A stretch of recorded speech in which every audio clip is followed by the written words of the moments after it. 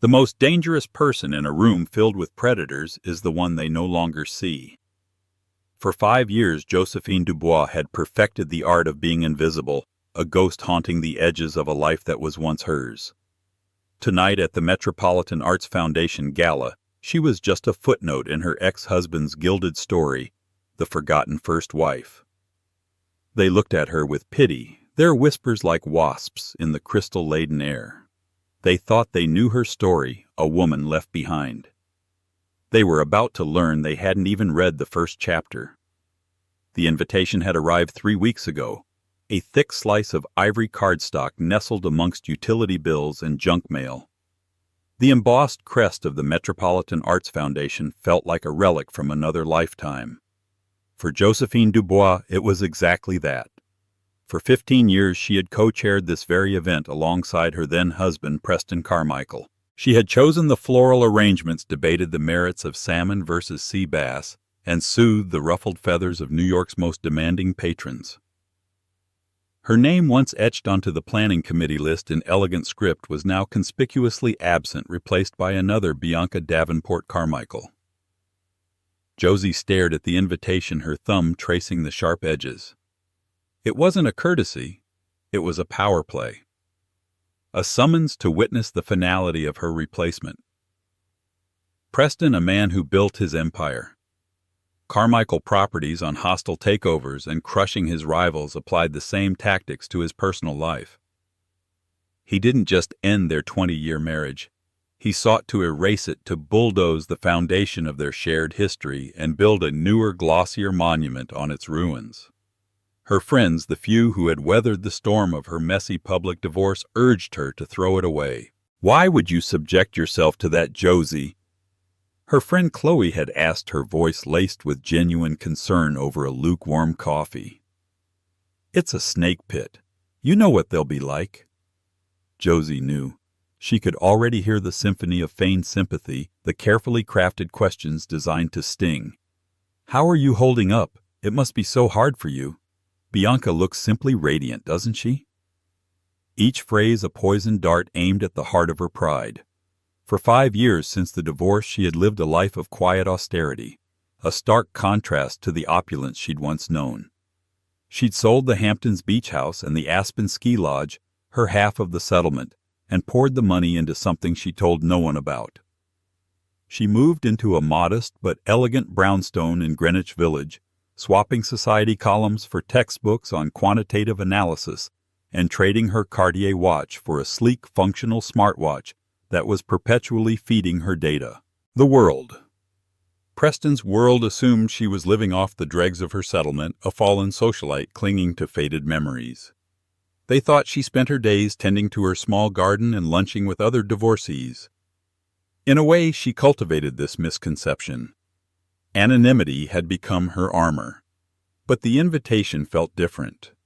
It wasn't just a reminder of what she had lost. It was a challenge she was for the first time ready to meet. She wasn't the same trembling woman who had signed the divorce papers with a hand so unsteady her own signature was nearly illegible. The fire that Preston had tried so hard to extinguish had not died out. It had merely been banked, gathering heat in the darkness, waiting for the right moment to roar back to life. "I think I'll go," she had told Chloe, a small, enigmatic smile playing on her lips. Chloe had stared at her. "Are you sure? What will you wear? What will you say?" "I have a few ideas," Josie had replied, her gaze distant, fixed on a future only she could see. Now standing before the full-length mirror in her bedroom, she assessed her reflection. She had chosen her attire with the precision of a military strategist. It wasn't a gown from a famous Parisian atelier, the kind Bianca would be wearing. It was a custom piece from a little-known designer, a column of midnight blue silk that was breathtaking in its simplicity. It didn't scream for attention with sequins or feathers. It commanded it with its flawless cut and quiet confidence. Her only jewelry was a pair of diamond studs, small, but of a clarity so perfect they seemed to burn with an inner light, and a simple platinum band on her right hand. Her dark hair was swept up in a clean, elegant chignon, revealing the graceful line of her neck. She looked nothing like the mousy, accommodating wife Preston had molded her into, nor did she look like a woman desperate to reclaim her youth. She looked like herself, finally and completely. Taking a deep breath, she picked up the small clutch from her bed. Inside, nestled next to her phone and a single lipstick, was a small, unassuming hard drive. It was her life's work, the culmination of 5 years of sleepless nights, complex algorithms, and unwavering focus. It was the source of her silence, and tonight, it was the source of her strength. The taxi dropped her off a block away from the Metropolitan Museum of Art, allowing her to approach on foot. The familiar facade was ablaze with light, a beacon for the city's elite. Limousines and black cars lined the curb, disgorging men in bespoke tuxedos and women draped in jewels that could fund a small country. The air buzzed with the chatter of the powerful and the privileged. For a fleeting moment, a pang of the old insecurity hit her. She was walking back into the lion's den voluntarily. But then she straightened her shoulders, the cool silk of her dress a second skin. She was no longer prey. She was simply waiting. Stepping into the great hall was like diving into a glittering, turbulent sea. The roar of 100 conversations, the clinking of champagne flutes, and the ambient music from a string quartet on the balcony washed over her. The scent of 1,000 different perfumes mingled in the air, a cloying cloud of wealth. Towering floral arrangements, extravagant creations of white orchids and hydrangeas reached towards the vaulted ceilings. It was a scene she knew intimately, yet seeing it now as an outsider was a profoundly alienating experience. For the first 15 minutes, her strategy of quiet elegance worked. She was a ghost. People's eyes slid over her, registering a woman who didn't fit the usual mold of extravagant display, and then moved on, searching for a more important face, a more powerful connection. She procured a glass of champagne from a passing waiter and found a relatively quiet spot near the base of a towering Egyptian statue, allowing her to observe without being the center of attention. She watched Preston and Bianca hold court near the entrance. Preston, silver-haired and impeccably tailored in a Tom Ford tuxedo, looked every bit the master of the universe.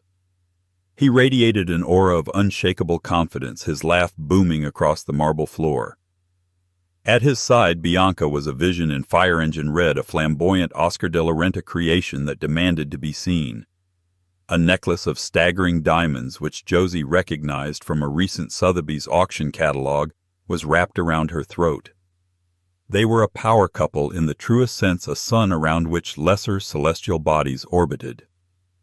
The whispers started subtly, a sideways glance from Beatrice Atherton, a notorious gossip columnist whose pen could make or break a social reputation. A pointed finger from a group of women Josie had once served on a charity board with.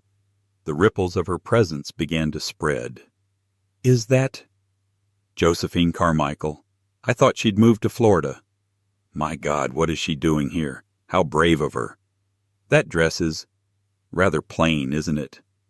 The word brave was used like a weapon, dripping with condescension.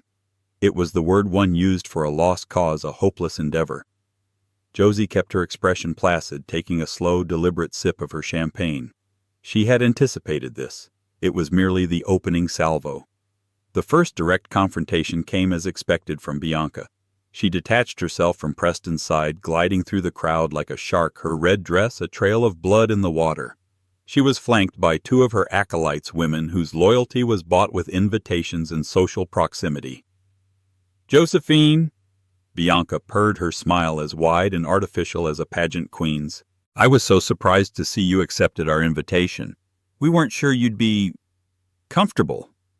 The "we" was a masterful touch, immediately aligning herself with Preston and casting Josie as the outsider.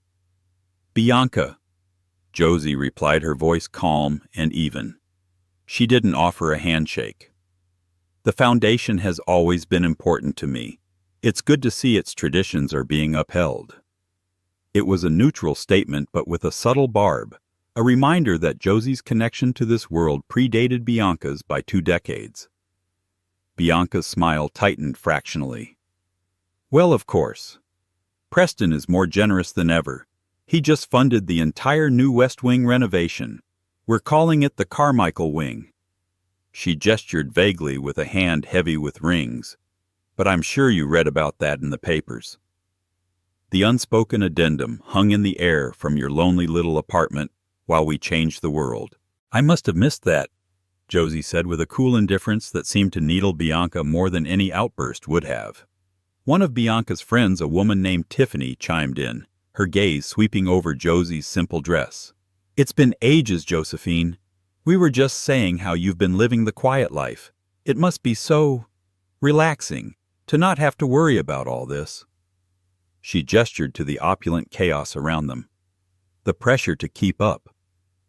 It was a classic backhanded compliment designed to frame Josie's life as small and insignificant. A life without pressure was a life without importance. Josie met Tiffany's gaze directly. "There are different kinds of pressure, Tiffany. You'd be surprised what can be accomplished when you're not distracted by the color of next season's Birkin bag." The shot was so direct, so unexpected, that Tiffany flushed a deep crimson. Bianca's eyes narrowed. The docile, agreeable Josephine they remembered was gone. In her place was a stranger, one who met their attacks with a polished, unyielding shield. "Well?" Bianca said, recovering quickly and adopting a tone of pity. "We're all so glad you could make it. Do try to enjoy yourself. The auction later has some lovely little pieces. Perhaps you can pick up a small souvenir." She turned and swept away, her red dress rustling with triumphant indignation, her friends trailing in her wake.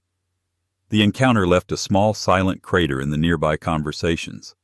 People had seen the exchange, noted the tension. The ghost was no longer invisible. She had spoken, and her voice carried an unfamiliar edge. Josie remained by the statue, her heart beating a little faster now. The first test was over. She hadn't flinched. She finished her champagne, the bubbles a pleasant sting on her tongue. She could feel the weight of the hard drive in her clutch, a cool, dense rectangle of potential energy.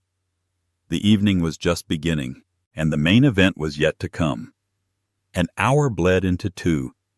Josie navigated the crowded room with a newfound purpose. She didn't seek out conversations, but she no longer avoided them. When an older gentleman, a board member named Robert Finney, who had always shown her kindness, approached her, she engaged him in a lively discussion about the stock market. "I've been dabbling," she said with a wry smile when he asked how she spent her days. "Oh, anything interesting?" Robert asked politely, likely picturing a few shares of Apple or Disney. "I'm more interested in predictive analytics, specifically identifying systemic fragilities in high-leverage debt models," she replied, watching his eyebrows shoot up in surprise.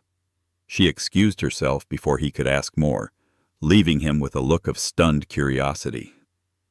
The main course was served, and Josie found her assigned table. It was as she'd expected, in social Siberia, table 42, tucked away in a corner near the service entrance, populated by junior board members, out-of-town donors, and a smattering of other social undesirables. The message was clear: you are here, but you are not with us. She didn't mind. It gave her a panoramic view of the room, of the intricate dance of power and ego on full display. Her table mates were too intimidated or too uninterested to speak to her, leaving her in a bubble of isolation. It was from this vantage point that she watched Preston finally make his move. He'd been observing her from afar, a predator sizing up its prey. Now, with the main course plates being cleared, he began to make his way toward her, Bianca clinging to his arm. He wasn't walking. He was processing a king moving through his court. People parted before him. He stopped at her table, forcing everyone present to crane their necks. The chatter around them died down, creating a pocket of intense, focused silence. "Josie!" He began, his voice a smooth, deep baritone that had once soothed her and now made her skin crawl. It was the voice he used for public addresses, charming, magnanimous, and utterly false. "I'm glad you came. Bianca and I were hoping you would." "Preston," she said, her voice even. She didn't stand. She simply looked up at him, forcing him to address her from above. It was a small but significant act of defiance. "It's good to see you out and about." He continued, his eyes doing a slow, insulting sweep of her and the table. "I know things have been different for you. I hope you're managing all right." The concern in his voice was a paper-thin veneer over a solid core of condescension. He was performing for the audience he'd gathered, playing the part of the gracious ex-husband. "I'm managing just fine, thank you," she said. Bianca, seizing her moment, leaned in. "Preston has been so worried. He still feels responsible for you, you know. It's just his way." She patted his arm possessively. "That's why we wanted to make sure you had a seat tonight, even with everything going on." Before Josie could respond, Preston raised his hand, silencing the room. A server, clearly pre-instructed, handed him a microphone. Oh God, Josie thought, he's going to make a speech. "Friends, colleagues," Preston boomed, his voice now amplified throughout the grand hall. "If I could have your attention for just a moment." He smiled, a flash of perfectly white teeth. "Tonight is about philanthropy. It's about giving back, and it's about appreciating what we have." His eyes found Josie's, and he held her gaze, a cruel glint in his eyes. "Some of you may know my company Carmichael Properties just closed the biggest deal in its history. A multi-billion-dollar acquisition of downtown commercial real estate." A wave of applause rippled through the room. He held up a hand for silence. "Success isn't just about moving forward," he said, his voice dropping into a more intimate, seemingly reflective tone. "It's also about remembering where you came from. It's about remembering those who were part of the journey, even if they couldn't keep up with the pace." The entire room knew who he was talking about. It was a public execution cloaked in the language of magnanimity. He was painting her as a relic, a starter wife who couldn't handle the rarefied air of his success. He was framing his new life with Bianca as an evolution and her as an extinction event. "So I'd like to make a special donation tonight," Preston announced, his eyes still locked on Josie. "In honor of new beginnings, and in recognition of the past." He paused for dramatic effect. "I will be donating $100,000 to the Foundation's outreach program." More applause, this time louder. It was a generous sum, but to him it was pocket change. The value wasn't in the money, it was in the statement. "And," he added, turning slightly to address Josie more directly, a sickeningly pitying smile on his face, "I'd like to personally dedicate this donation to my former wife, Josephine, to wish her well in her simpler endeavors." The humiliation was absolute. It washed over Josie in a hot, suffocating wave. He had put her on display in a museum of her own past, labeled her as a quaint artifact, and then paid a pittance for the privilege. The faces around her were a blur of pity, morbid curiosity, and thinly veiled contempt. She could feel Bianca's triumphant gaze burning into her. For a single terrifying second, the old Josie threatened to surface, the one who would have shrunk in her chair, tears welling in her eyes, and simply endured it. The one who would have fled the room in shame. But then she felt it. Not the familiar sting of shame, but the ice-cold clarity of rage. A pure, clean anger that burned away all the fear and self-doubt. He thought he was delivering the killing blow. He had no idea he had just handed her the sword. She looked up at him, past the microphone, past the smug smile, and into the eyes of the man who had underestimated her so profoundly. And for the first time that night she smiled. A genuine, confident, and utterly terrifying smile. Preston, caught off guard by her reaction, faltered for a second. He had expected tears, not defiance. He quickly recovered, ending his speech with a flourish and handing the microphone back. As the applause for his generosity echoed around her, Josie picked up her wine glass, took a slow, deliberate sip, and waited. The auction was next, and the game was about to change. The dinner plates were cleared, and the atmosphere in the room shifted. The polite hum of conversation was replaced by a more focused, competitive buzz. The live auction was the main event of the evening, a chance for the city's wealthiest to publicly display their generosity and, more importantly, their financial dominance. The auctioneer, a charismatic man named Simon, took the stage, his rapid-fire patter immediately commanding the room's attention. The first few items went for predictable, albeit staggering sums. A week on a private yacht in the Mediterranean sold for $200,000. A private dinner cooked by a Michelin-starred chef went for $75,000. Josie watched impassive as Preston and Bianca bid on a few items, winning a case of rare Bordeaux for a price that could have funded a college education. They were ostentatious, raising their paddle with dramatic flair, ensuring everyone saw their largesse. Josie remained perfectly still at table 42. She didn't touch her paddle. Her table mates, having witnessed her public humiliation, now treated her with a wide berth as if her bad luck were contagious. She was an island of stillness in a sea of frantic bidding. Then Simon introduced the marquee item of the night. "And now, ladies and gentlemen," he boomed, his voice resonating with excitement, "for our final item this evening, a piece of history, a one-of-a-kind, breathtaking piece of art. We have the distinct honor of auctioning Starlight on the Hudson, the final masterpiece by the late celebrated artist Arthur Finch." A hushed awe fell over the room as two assistants unveiled the painting on an easel. It was magnificent, a sprawling atmospheric canvas that captured the New York skyline at dusk, not as a collection of buildings but as a living, breathing entity of light and shadow. It was Finch's last work before his death, and its emotional weight and artistic genius were palpable even from across the room. "Mr. Finch was a patron of this museum," Simon continued, "and his estate has generously donated this painting with a starting bid of $500,000. Josie's heart gave a single hard thump. Arthur Finch had been her favorite artist.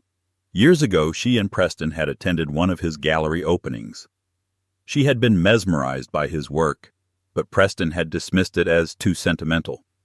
Owning a Finch had been a secret dream of hers. "Do I have 500,000? Simon called out. Immediately a paddle went up at a front table, then another. The bidding quickly escalated, jumping in increments of $50,000. 700,000. "Do I have 750? Yes, from the gentleman in the back. $800,000 from Mr. Williamson." Preston had been biding his time. Now he entered the fray. He didn't raise his paddle. He simply caught Simon's eye and gave a crisp, authoritative nod. $1 million. Simon announced, his voice ringing with triumph. "The bid is $1 million from Mr. Preston Carmichael." A ripple of impressed murmurs went through the crowd. It was a power move, a bid designed to intimidate others into submission. For a moment it worked. The other bidders hesitated. Williamson lowered his paddle. $1 million going once," Simon said, milking the drama. "Going twice." And then from the forgotten corner of the room a paddle rose. It was paddle number 427, Josie's paddle. Simon the auctioneer squinted, momentarily confused. "I have $1,050,000 from table 42? He sounded unsure, as if he might have made a mistake. Every head in the room swiveled in her direction. Josie sat serenely, her paddle held high, her expression unreadable. Preston stared at her, his face a mask of disbelief, which quickly curdled into amusement. He thought it was a pathetic gesture, a desperate attempt to reclaim a shred of dignity. He turned to Bianca and whispered something, and they both shared a condescending laugh. He raised his hand again, not even bothering with the paddle. $2 million, he said, his voice loud enough for the surrounding tables to hear. He was ending this little game now. The room gasped. A $2 million bid. It was an absurd escalation. $2 million from Mr. Carmichael. Simon shouted, his professional poise barely concealing his glee. A stunning show of generosity. Is there any advance on $2 million? Josie's paddle did not waver. Simon looked back at her, his eyebrows raised. Ma'am? $2,500,000, Josie said.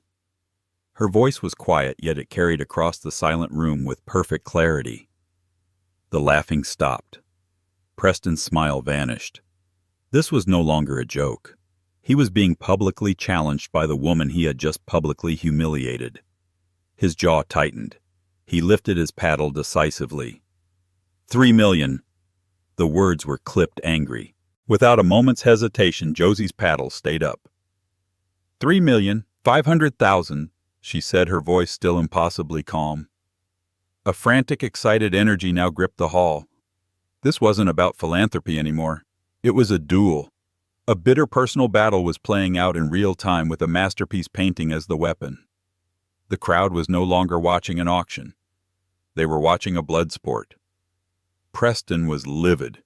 His face was flushed, his knuckles white where he gripped his paddle. He had intended to cap off his night of triumph by acquiring the evening's grand prize. He would not be denied, especially not by her. 5 million, he roared, getting to his feet. The entire room erupted in gasps and frantic whispers. $5 million for a painting even a Finch was unheard of.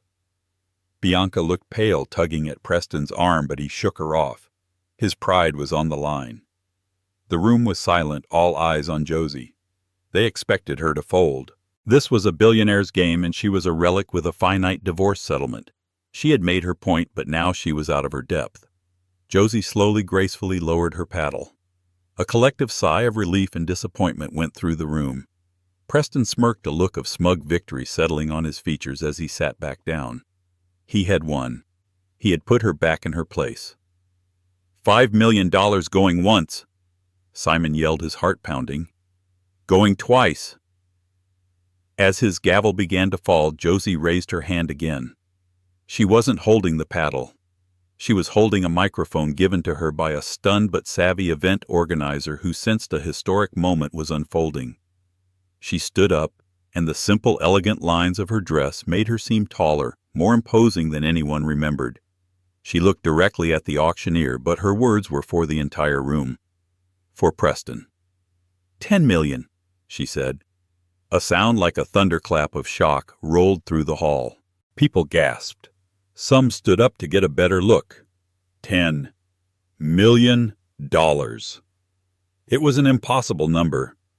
It was a statement of such overwhelming financial power that it defied comprehension. Preston Carmichael looked as if he'd been struck by lightning. His face was ashen, his mouth slightly agape. He stared at her not with anger anymore, but with sheer, unadulterated shock. Simon the auctioneer had to grip his podium to steady himself. I'm sorry, madam, did you say 10 million? I did, Josie confirmed, her voice steady as steel. The murmuring in the room was now a deafening roar.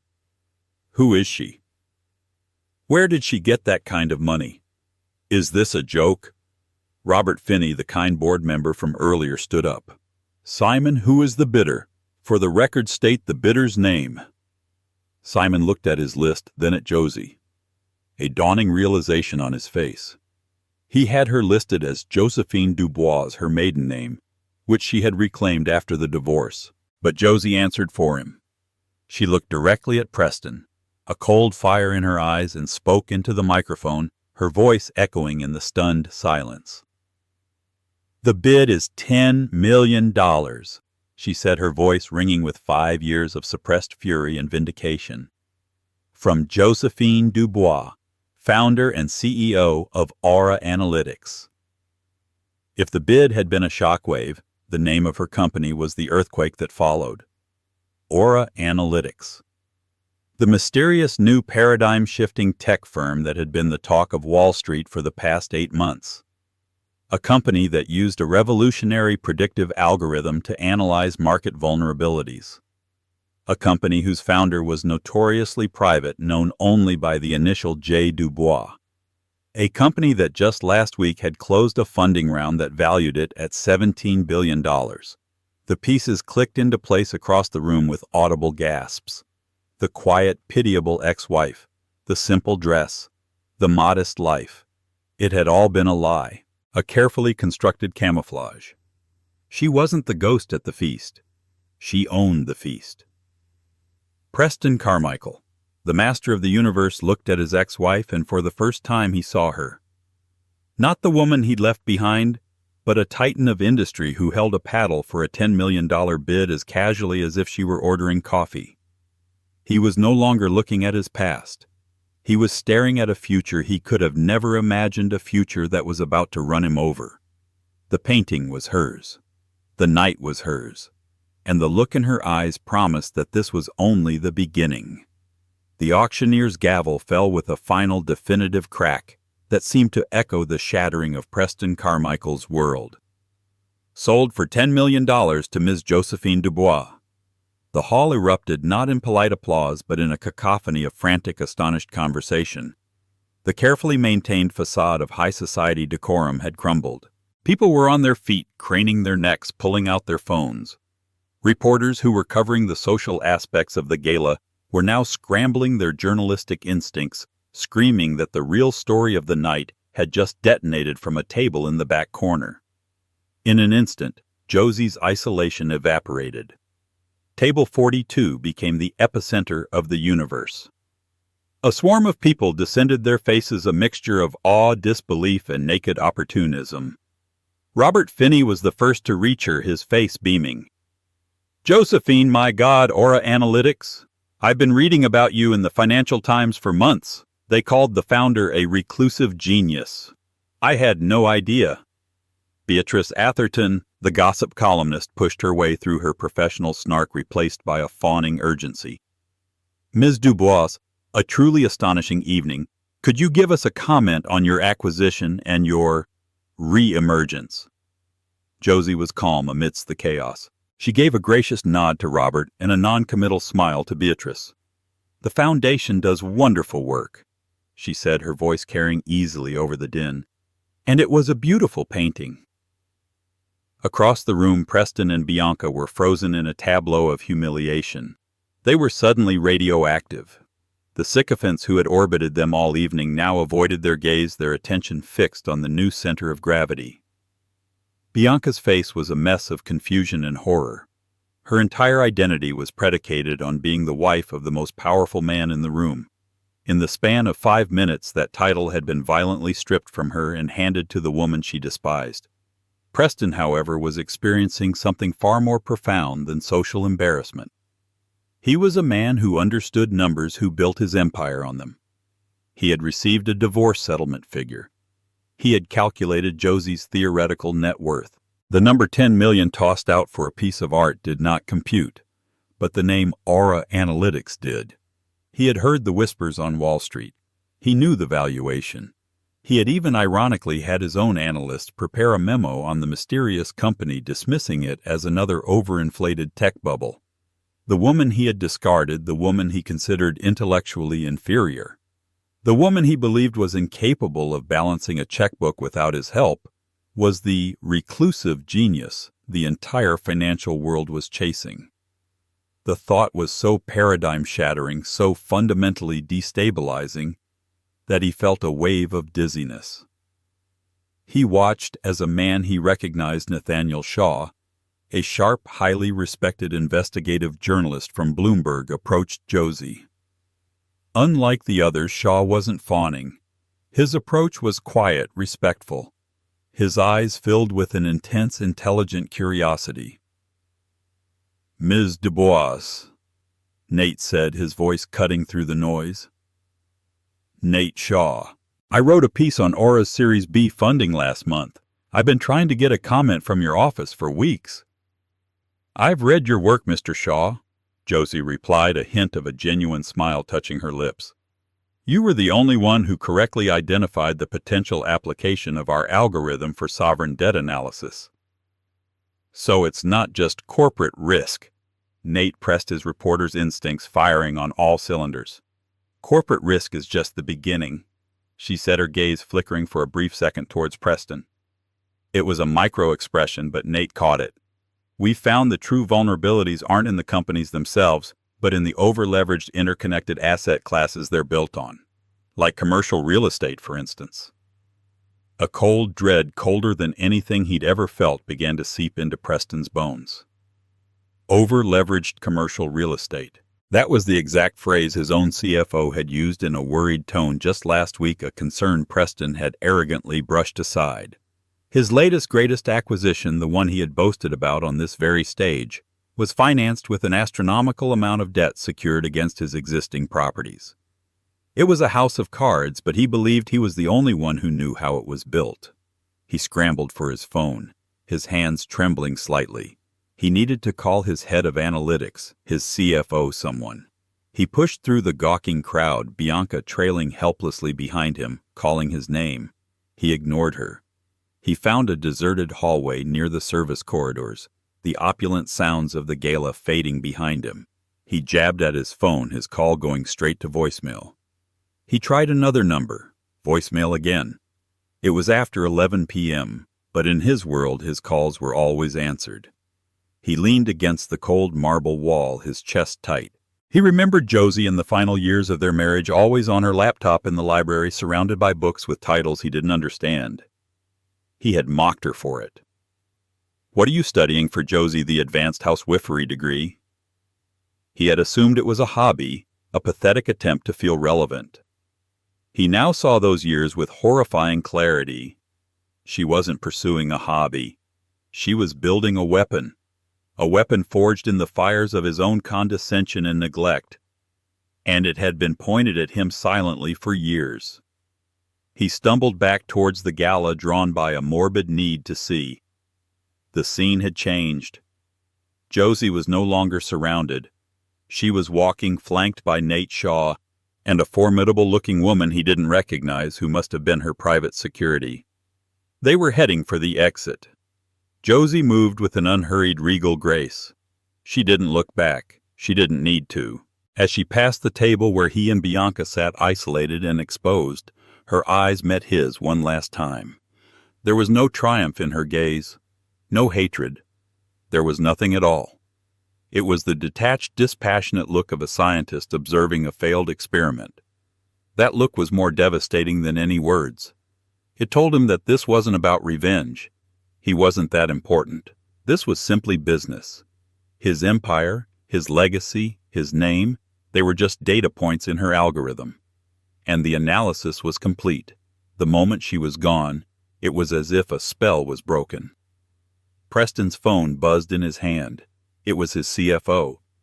He answered, his heart hammering against his ribs. "Preston."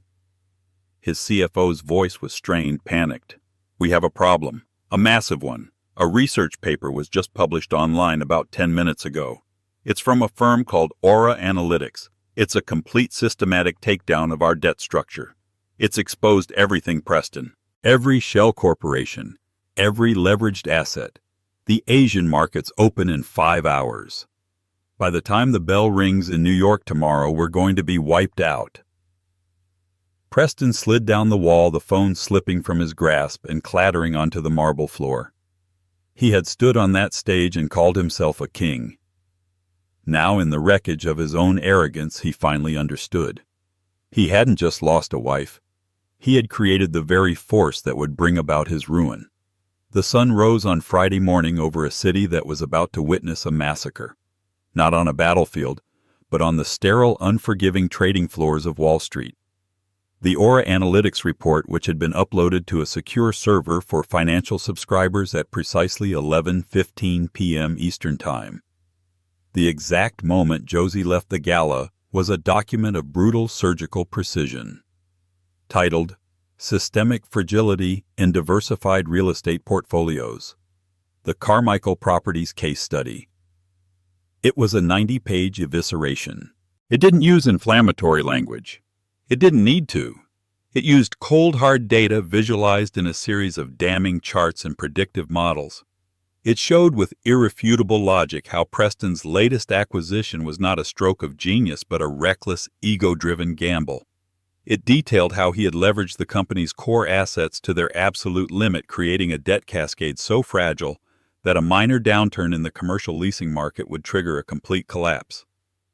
Josie's algorithm hadn't just identified the weakness, it had wargamed it. The report included projections showing a 97.4% probability of insolvency within 6 months. The fallout began in the East. As the Tokyo and Hong Kong markets opened, institutional investors who held Carmichael bonds began to dump them. The price cratered. By the time London opened, the panic had spread. The company's credit rating was slashed from A to junk status in the span of 3 hours. In his Park Avenue penthouse, Preston Carmichael watched the carnage unfold on a bank of television screens. He hadn't slept. His face was pale and drawn, his bespoke silk pajamas rumpled. He had been on the phone all night screaming at bankers, lawyers, and board members, but their voices, once so deferential, had turned cold and distant. The king was dead. No one was taking orders from a corpse. Bianca was a ghost in their own home. The diamonds from the night before sat on her vanity, looking like cheap glass. Her social world had already imploded. Her phone was a torrent of texts, some feigning concern, others coldly asking for the return of borrowed items. The wives of Preston's business partners, who had been her closest confidants, were now silent. She had hitched her star to a rocket she thought was headed for the sun. She had never considered it might crash back to Earth. At 9:30 a.m. in New York, the opening bell of the New York Stock Exchange sounded like a death knell. Carmichael Properties, stock ticker symbol CPX, opened down 70%. Trading was halted within the first 5 minutes due to the sheer volume of sell orders. When it reopened, it plunged further. Billions of dollars in market capitalization vanished in minutes. The media frenzy was relentless.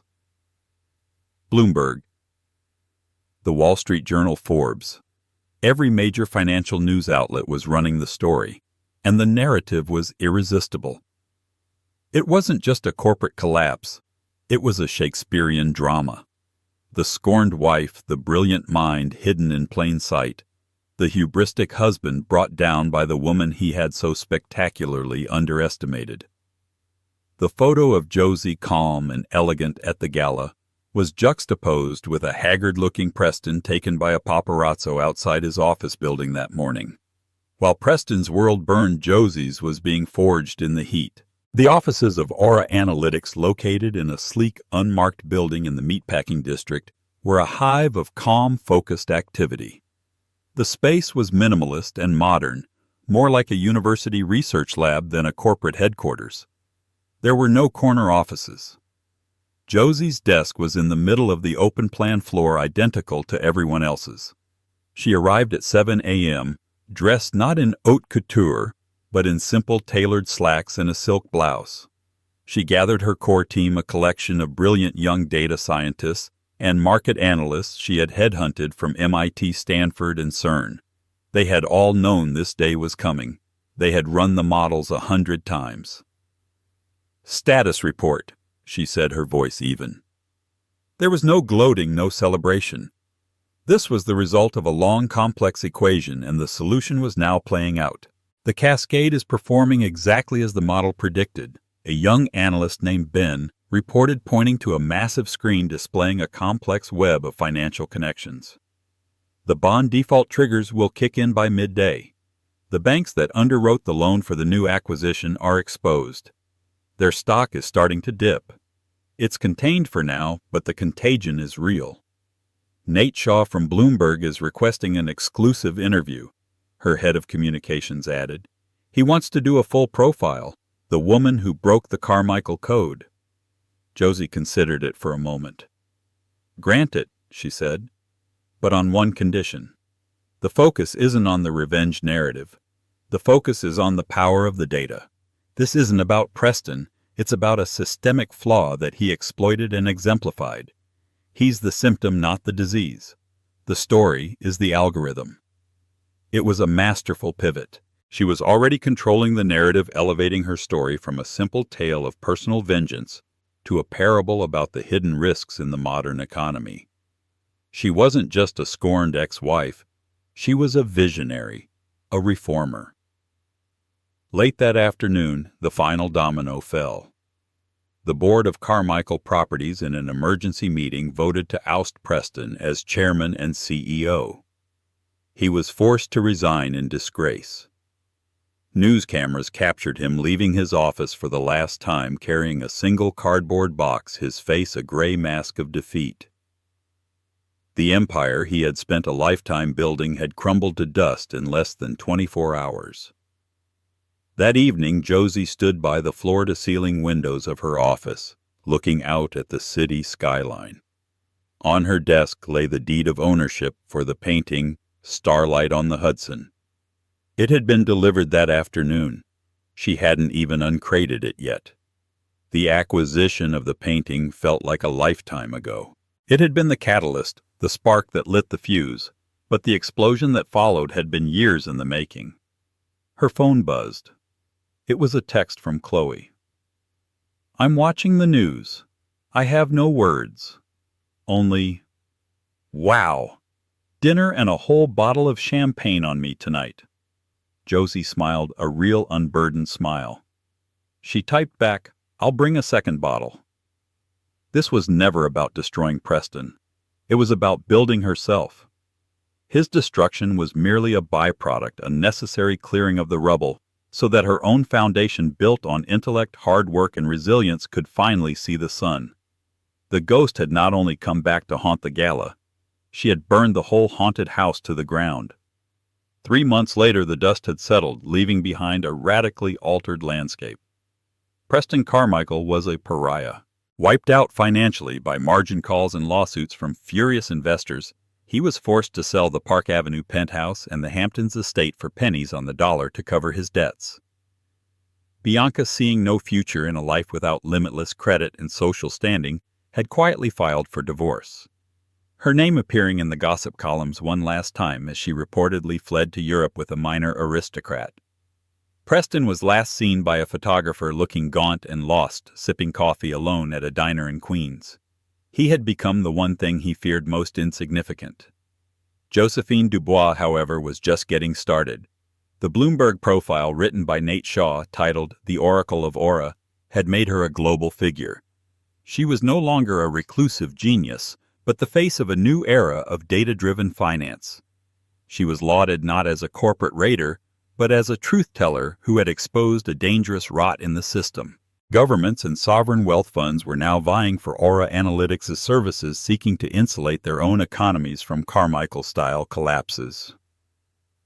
The $10 million painting Starlight on the Hudson now hung in the main reception area of her company's new expanded headquarters, overlooking the very same skyline it depicted. It served as a constant reminder not of victory, but of purpose.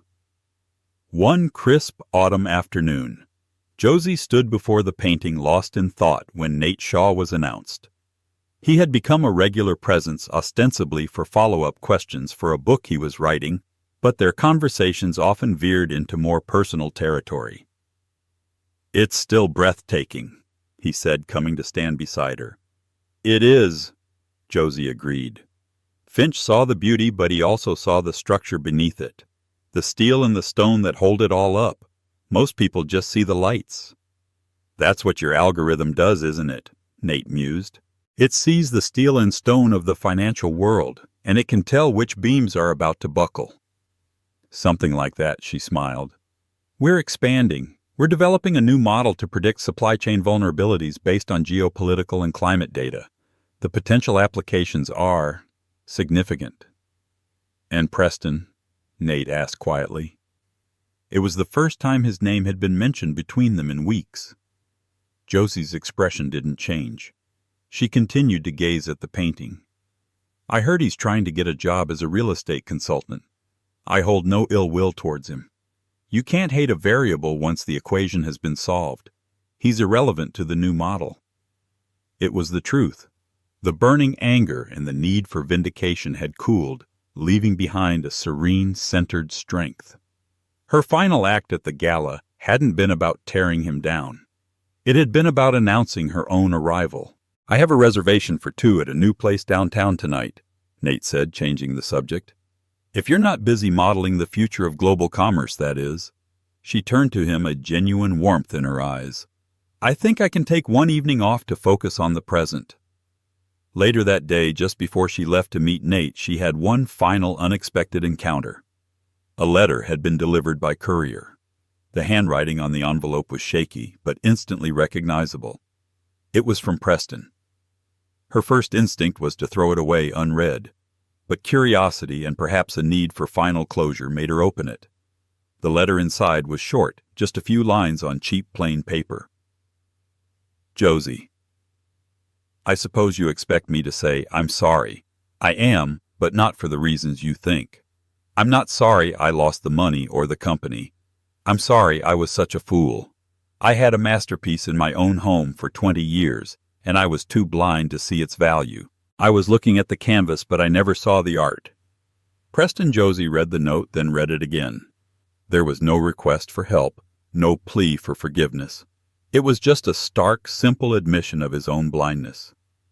She folded the piece of paper and placed it not in the trash, but in a desk drawer. It was the final data point of a closed chapter. As she rode the elevator down to the lobby, she caught her reflection in the polished steel. She saw the woman in the midnight blue dress, the woman who had once felt invisible. But now she saw everything else. She had become a founder, an innovator, a leader. She had spent 5 years in the quiet building her own world, while the man who had left her celebrated his. But she had learned something fundamental. You don't have to shout to be heard. Sometimes all you need to do is change the world so profoundly that your silence becomes the loudest sound in the room. And then when the time is right, you speak. What an incredible story of transformation and vindication. Josephine's journey reminds us that the world's perception of you is not your reality. While others were judging her by her past, she was quietly, diligently building a future that would render their opinions meaningless. Her story isn't just about revenge. It's about the immense power of self-belief, intellect, and the courage to redefine your own worth on your own terms. It proves that sometimes the greatest success comes not from reclaiming an old life, but from building a new one that is so much bigger. What did you think of Josie's epic power move at the auction? Was it the ultimate revenge, or simply a brilliant business decision? Let me know your thoughts in the comments below. If you enjoyed this story of resilience and triumph, please show your support by hitting that like button, sharing it with someone who needs to hear it, and subscribing to the channel for more true-life dramatic stories. Your support helps us bring these incredible tales to light. Thanks for listening.